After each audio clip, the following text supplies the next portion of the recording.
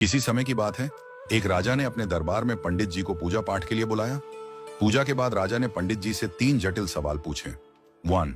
भगवान कैसे दिखते हैं? 2. भगवान कहां तक देख सकते हैं? 3. भगवान क्या करते हैं? पंडित जी थोड़े सोच में पड़ गए और बोले, महाराज, इन सवालों के उत्तर देने के लिए मुझे थोड़ा समय चाहिए। राजा ने उन्हें 1 महीने का समय दिया। पंडित जी घर लौट आए, लेकिन कई दिनों तक उत्तर नहीं सूझा। उनकी परेशानी देखकर उनका बेटा बोला, पिताजी, आप क्यों चिंतित हैं? पंडित जी ने उसे राजा के सवालों के बारे में बताया। बेटे ने आत्मविश्वास से कहा, पिताजी, आप चिंता न करें, मैं इन सवालों का उत्तर दूंगा। अगले दिन दोनों राजा के दरबार में पहुंचे। राजा ने पंडित जी से पूछा, पंडित जी, आपने मेरे सवालों के जवाब खोज लिए?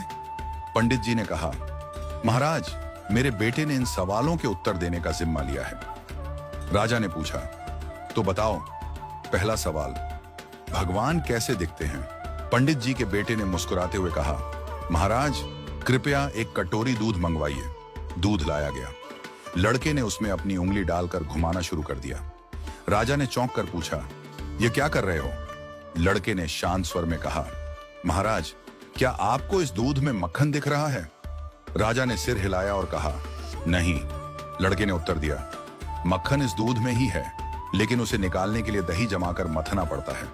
ठीक वैसे ही भगवान हर जगह हैं, पर उन्हें देखने के लिए ध्यान, साधना और सेवा का मंथन करना पड़ता है। राजा ने मुस्कुराते हुए कहा, अच्छा उत्तर दिया।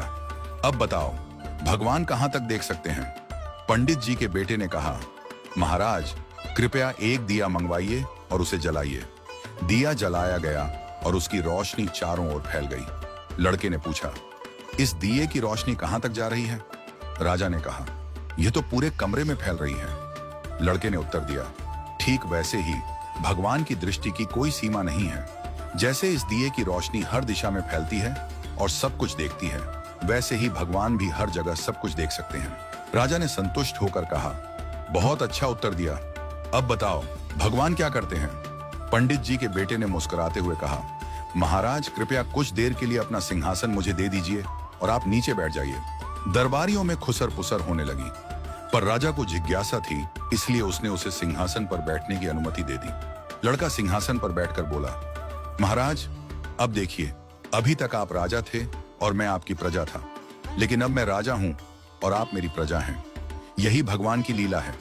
भगवान जिसे चाहते हैं उसे ऊंचाई पर बिठा देते हैं और जिसे चाहते हैं उसे नीचे उतार देते हैं। यही उनका काम है। राजा यह सुनकर चकित रह गया। उसने पंडित जी और उनके बेटे की चतुराई की सराहना की और उन्हें ढेरों उपहार दिए। राजा ने कहा, आज तुमने मुझे भगवान की शक्ति, दृष्टि और कार्यों का गूढ़ रहस्य समझा दिया। इस घटना के बाद राजा ने विनम्रता और सेवा का भाव अपनाया, क्योंकि वह समझ गया था कि भगवान हर जगह हैं और हर रूप में विद्यमान हैं।